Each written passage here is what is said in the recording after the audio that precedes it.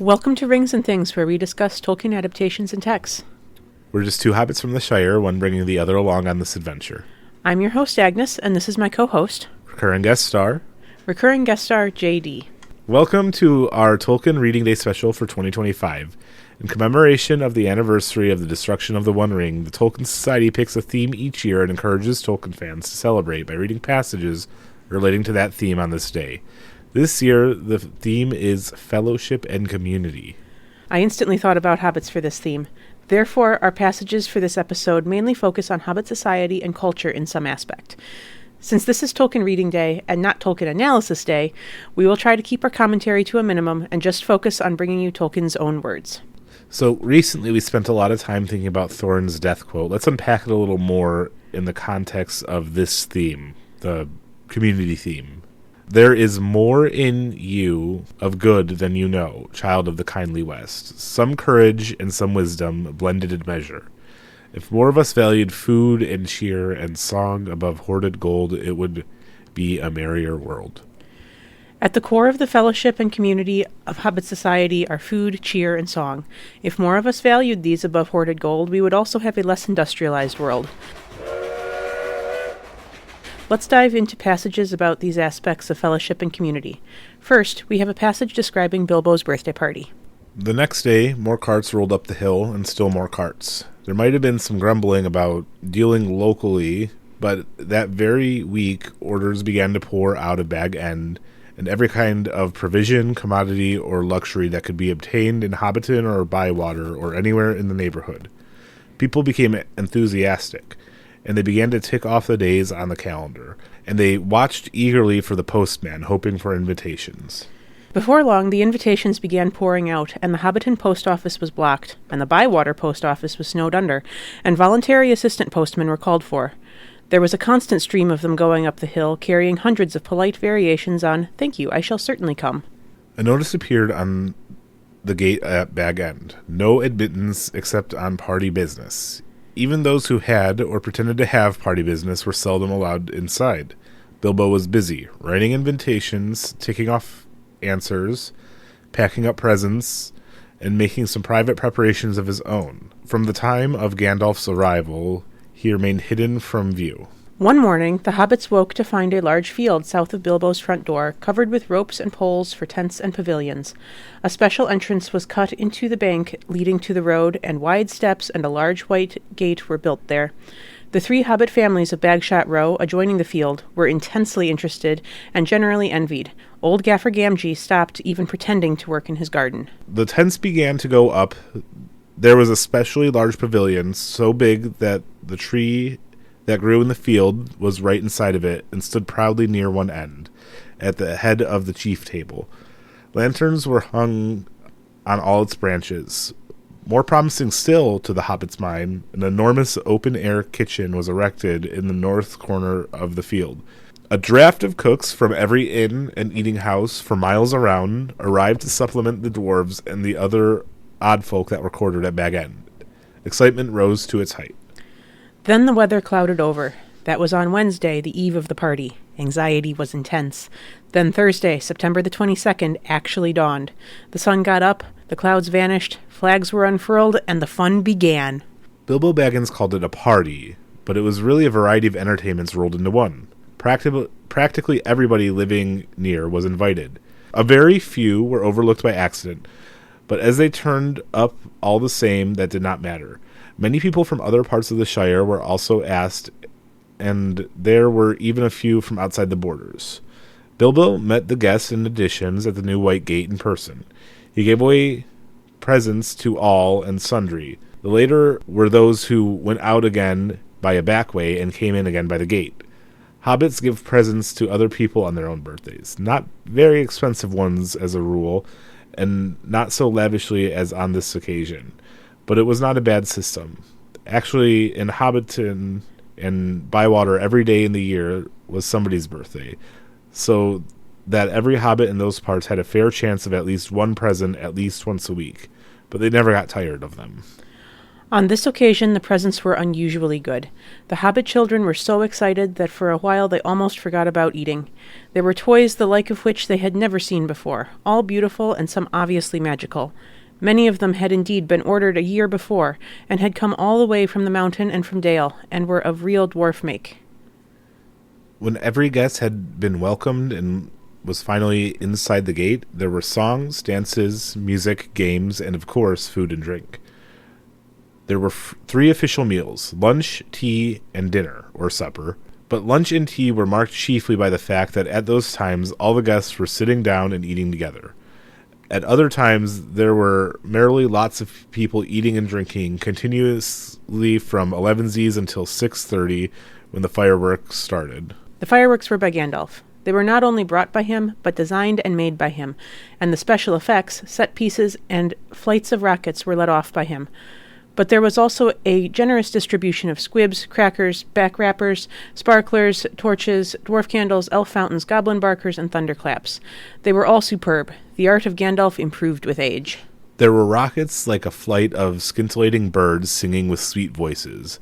There were green trees with trunks of dark smoke, their leaves open like a whole spring unfolding in a moment, and their shining branches dropped glowing flowers down upon the astonished hobbits, disappearing with the sweet scent just before they touched their upturned faces.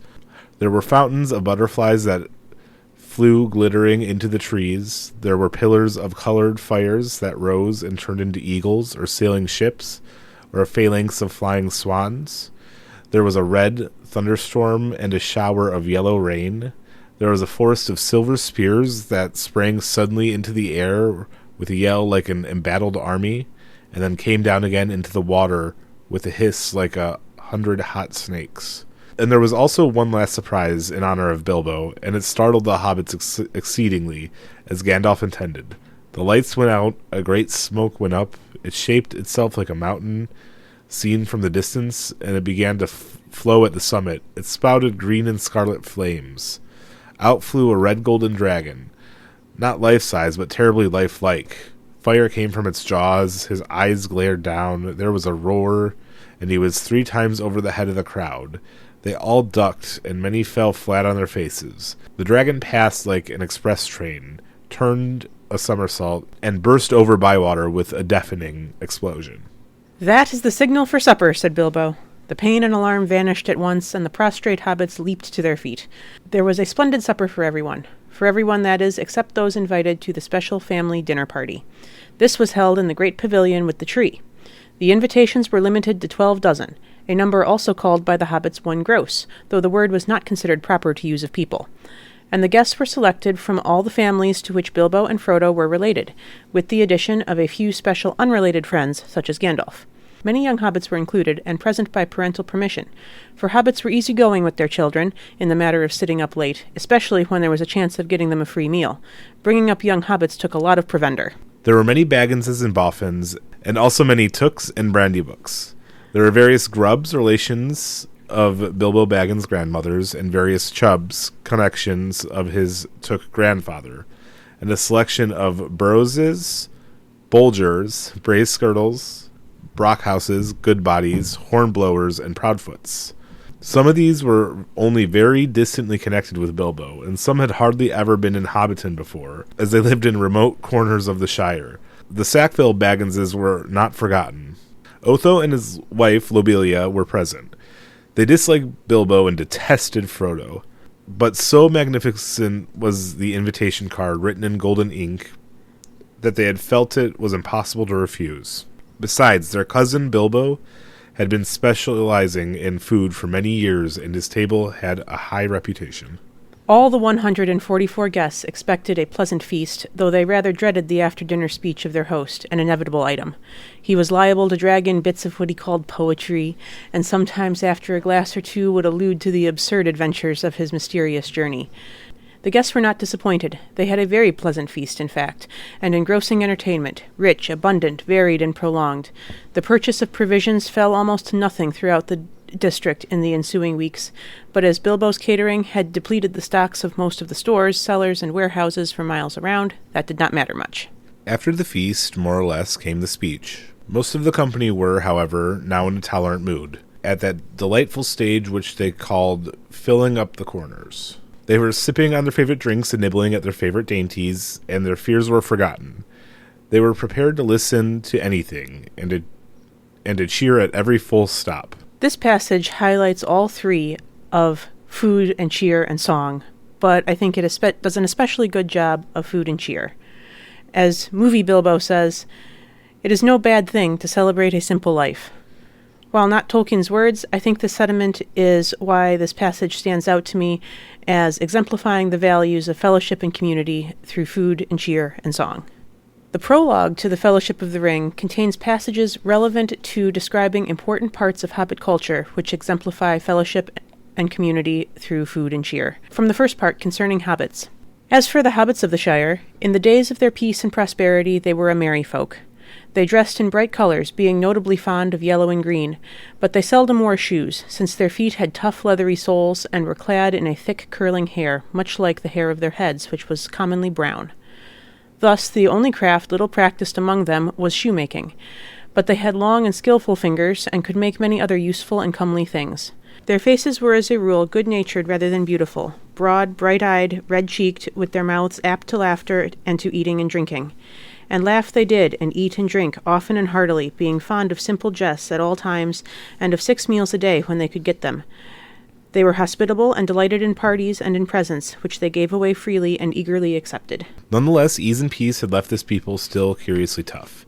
They were, if it came to it, difficult to daunt or to kill, and they were, perhaps, so unwearingly fond of the good things, not the least because they could, when put to it, do without them, and could survive rough handling by grief, foe, or weather in a way that astonished those who did not know them well and looked no further than their bellies and their well-fed faces. Though slow to quarrel and for sport killing nothing that lived, they were doughly at bay, and at need could still handle arms.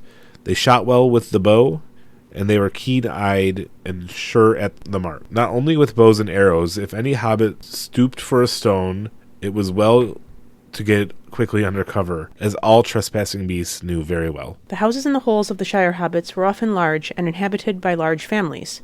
Bilbo and Frodo Baggins were, as bachelors, very exceptional, as they were also in many other ways, such as their friendship with elves.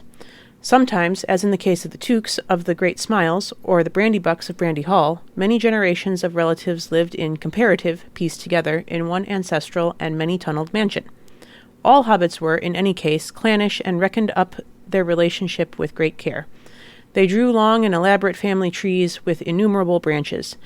In dealing with hobbits, it is important to remember who is related to whom, and in what degree. Hobbits delighted in such things if they were accurate. They liked to have books filled with things they already knew, set out fair and square with no contradictions. The second part of the prologue is dedicated to pipeweed, which plays an important role in the Hobbit lifestyle, serving many social functions, including fostering fellowship and community. There's another thing about the hobbits of old that must be mentioned, an astonishing habit. They imbibed or inhaled, through pipes of clay or wood, the smoke of the burning leaves of an herb, which they called pipeweed or leaf, a variety probably of nicotiana. A great deal of mystery surrounds the origin of this peculiar custom, or art as the hobbits preferred to call it. This is the one art that we can certainly claim to be of our own invention. Hobbits first put it into pipes. Not even wizards first thought of that before we did. The one wizard I knew took up that art long ago and became as skillful in it as all other things that he put his mind to. The third part of the prologue explains an overview of Hobbit governance, which I think ties in nicely as it describes the values of the community, food and cheer. The Shire at this time had hardly any government. Families for the most part managed their own affairs. Growing food and eating it occupied most of their time. In other matters, they were, as a rule, generous and not greedy, but contented and moderate, so that estates, farms, workshops, and small trades tended to remain unchanged for generations. The only real office in the Shire at this date was the Mayor of Mickle Delving, or of the Shire, who was elected every 7 years at the free fair on the White Downs at the Lythe, that is midsummer. As mayor, almost his only duty was to preside at banquets given on the Shire holidays, which occurred at frequent intervals. But the offices of postmaster and first sheriff were attached to the mayoralty, so he managed both the messenger service and the watch. These were the only Shire services, and the messengers were the most numerous, and the much busier of the two. By no means all hobbits were lettered, but those who were wrote constantly to all of their friends, and a selection of their relations who lived further off than an afternoon's walk. The sheriffs was the name that the hobbits gave to their police, or the nearest equivalent to that they possessed. They had, of course, no uniforms, such things being quite unknown, only a feather in their caps, and they were in practice rather haywards than policemen, more concerned with the strayings of beasts than of people. There were in all the Shire only 12 of them, 3 in each farthing. There have been lots of mentions of food and cheer, but let's finish up with a few verses of a Hobbit bath song. Sing hey for the bath at close of day, that washes the weary mud away. A loon is he that will not sing, oh, water hot is a noble thing. Oh, sweet is the sound of the falling rain, and the brook that leaps from hill to plain. But better than rain or rippling streams is water hot that smokes and steams. Oh, water cold we may pour at need, down a thirsty throat, and be glad indeed. But better is beer, if drink we lack, and water hot poured down the back. Oh, water is fair that leaps on high, in a fountain white beneath the sky. But never did fountain sound so sweet, as splashing hot water with my feet. So with that closes our Tolkien Reading Day episode. How do you feel about what we're doing to celebrate your first Tolkien Reading Day? Did you like getting to read some Tolkien? Absolutely, yeah. Yeah, I didn't know this was coming up at all, so a bit of surprise Tolkien. I feel like that's a term we've used before. If not, it's one we're using now. I definitely feel like I've said surprise Tolkien. Yeah, I always like reading his work. I'm going to go, as we go through the books, I'm going to get more time to say this, obviously. It has a very distinctive style. It has like a Tolkien stank to it. I mean that respectfully, but there's just a tinge of, you could feel who he is, you know. He has a unique voice. We wish all of our listeners a happy Tolkien Reading Day. You can follow the podcast on Twitter and Instagram through the links in the description. Please follow, like, and subscribe on Spotify, YouTube, Apple Podcast, and the other major podcast platforms. To have your question or comment featured on the podcast, please send an email to shirepost.ringsandthings@gmail.com. If you are enjoying the podcast, please consider contributing to our efforts through the Patreon link in the description. A hearty Hobbit thank you to our first supporter, Lori J. from Florida. We are deeply grateful for your support. A special thank you to our editor and spiritual producer, Stephen Jeffrey, and thank you for listening.